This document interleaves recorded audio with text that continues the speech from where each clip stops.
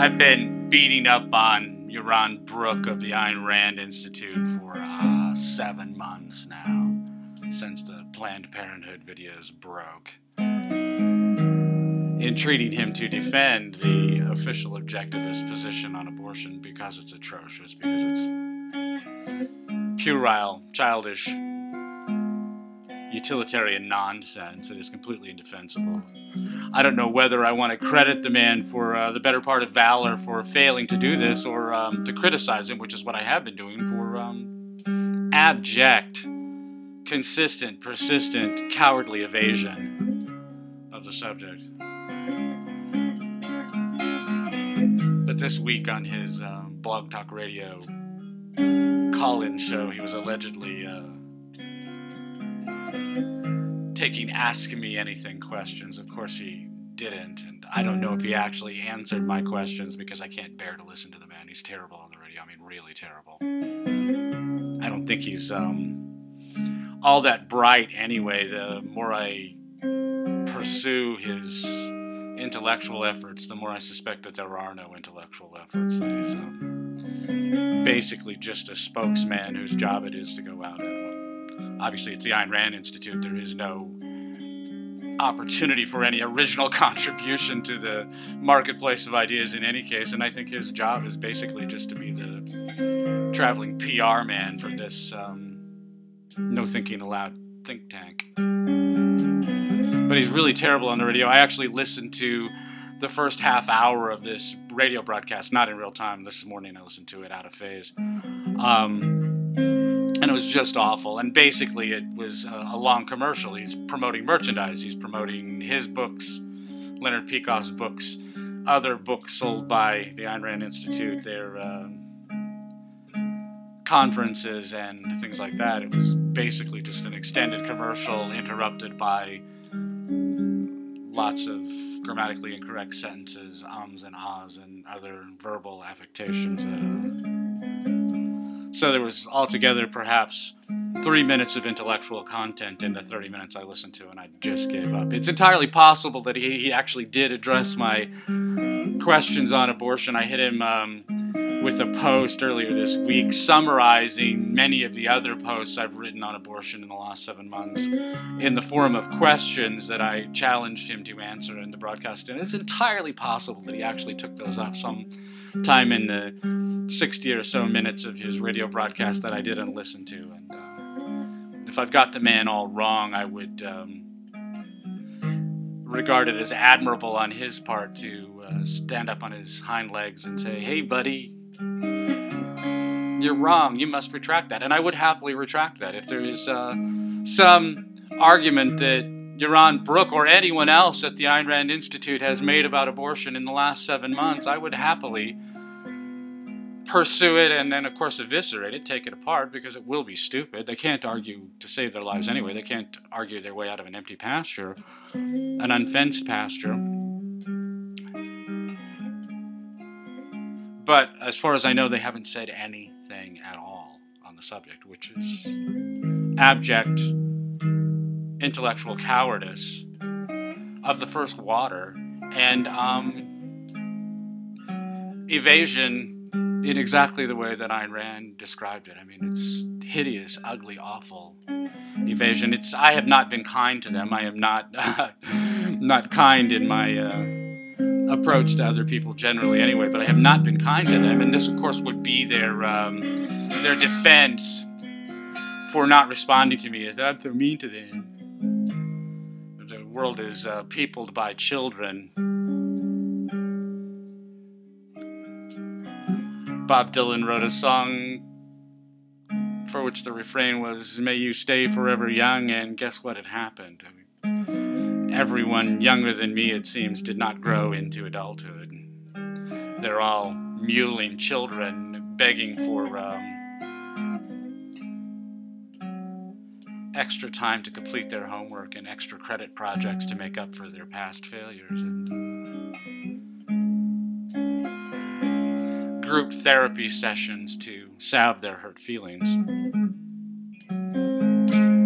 Good luck with that.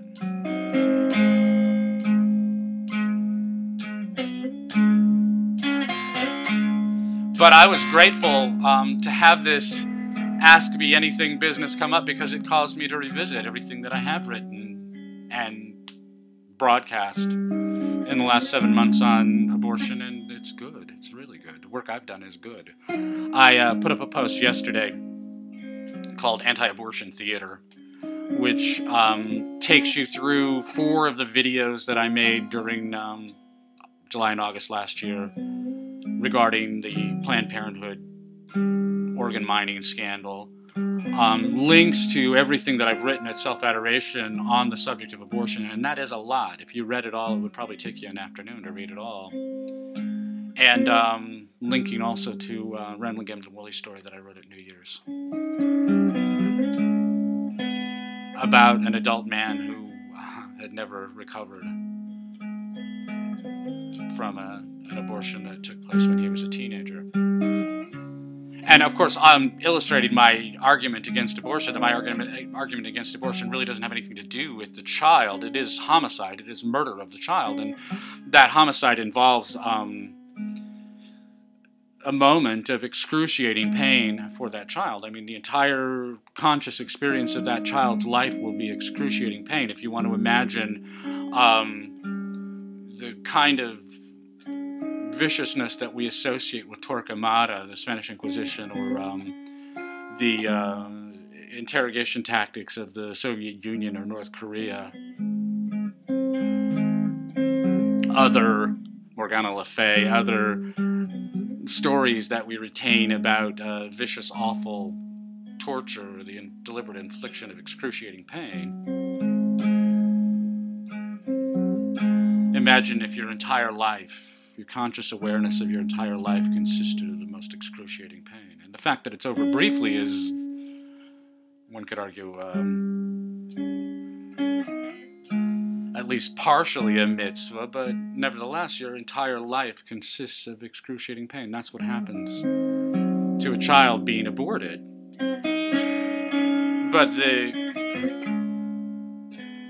moral philosophy that I propound, self-adoration, is concerned with the actor, not with the thing that's acted upon. That the moral consequences to the thing that's acted upon matter, but they matter to the actor. And that's what this story is about. We're taking the baby off the table, as it were. We're taking the mother off the table. And we're considering abortion from the point of view of the father. And what happens to him over the course of the next 27 years as he can't get this abortion out of his mind, as he can't stop looking for the child that he left behind. And I think that story should... Required reading is a stupid idea. What you get with required reading is that children never read any of what's required of them. But if there were some way to get children to seriously consider the idea of abortion, it would be that story. Children of all ages, and everyone younger than me is apparently still a child.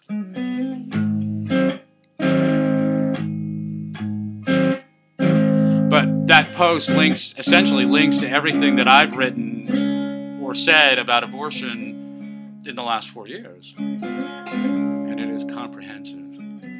I've never met with any argument, period. Never met with any argument on the subject of abortion.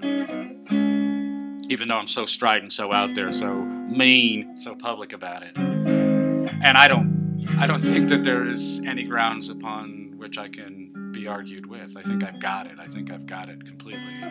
Not the religious question, I don't care about that, whatever, and not any sort of legal matters, because I really don't care about that either. I'm an anarchist. I wouldn't do anything to prevent someone from aborting their own child. I wouldn't do anything out of my way in response to actual infanticide, postpartum infanticide. As far as I'm concerned, 80% of the deaths of infants and children are homicide. They certainly seem that way to me. The so-called crib deaths, chicken baby syndrome, obviously, but all of those accidental drownings in bathtubs and swimming pools, and 80% or more of those are homicides. And I would never consider doing anything at all about that because it's none of my damn business.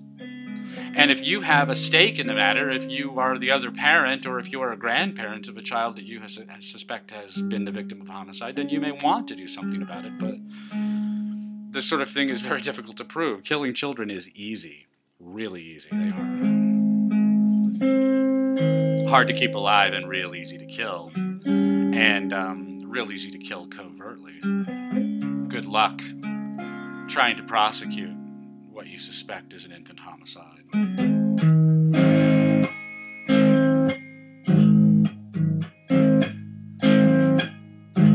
But that moral sanction for abortion in official objectivism, in Ayn Rand's philosophy, but in the philosophy of the culture at large, is what results in those infant homicides, those child homicides. We sanction killing babies in the womb, and all of a sudden we have de facto sanctioned killing babies outside the womb. And this has devastating consequences to our moral life generally, that we draw the line at zero because it's the only safe place to draw the line. We don't rationalize or justify homicide in any form, with the exception of abortion. We don't rationalize or justify homicide in any form because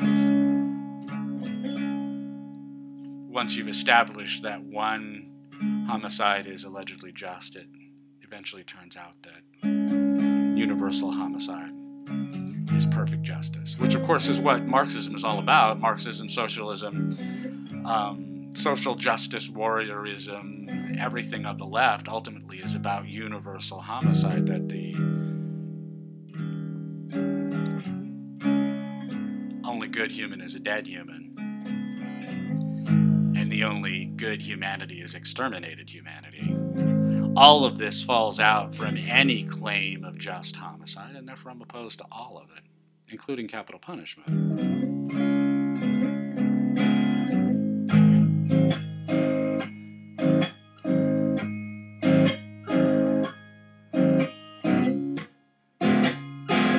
But in the 30 minutes of Yaron Brook's nonsense that I listened to this morning, he was talking about there somehow being 20 years to reverse the culture, to reverse the direction of the culture. And he had an elaborate explanation for why 20 not 30, why 20 not 10. And I found it completely implausible, nonsensical, extremely badly defended, not worth arguing with, except to wonder who it is who's going to affect this change in the culture, that we're going to have a change in the culture, that we could have a change, and the possibility exists. If we don't do it within 20 years, it'll be too late. Who's going to do it in the next 20 years? Who's going to do that? If you're a Muslim, you have an answer. Your answer is your 6 kids are going to do it, and each one of those 6 kids is going to have 6 more, and all of a sudden you got 44 people. Mom and dad turned into 44 people in 2 generations in 20 years. More than 20 years. But you're on your way to 44 people in no time flat.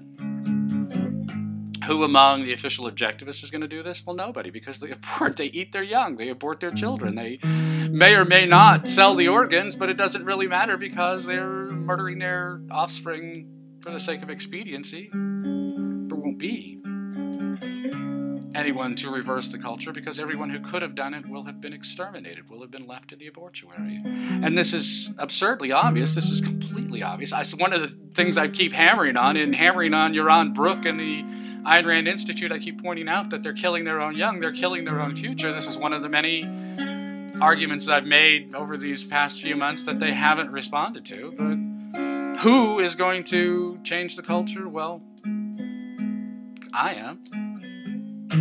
Thank goodness you are.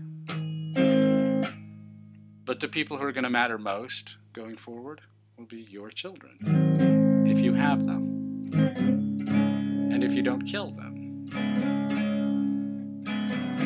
You have to raise them right.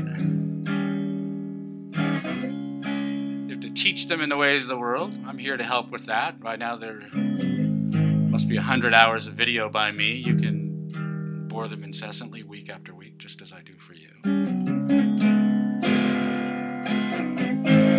But the future belongs to the people who are there for it. And for the most part, big O objectivists, small O objectivists, libertarians, anarcho-capitalists, voluntarists, you name it, the entire pro-liberty wing, wedge of the political spectrum will not be represented in the future because pro-liberty people overwhelmingly do not reproduce, and those who do successfully reproduce overwhelmingly exterminate their children. There aren't any libertarian children. There won't be any libertarian children because there aren't any. There will be lots and lots of Muslim children. One may hope there are a lot of Catholic children. There should be a whole lot of Mormon children.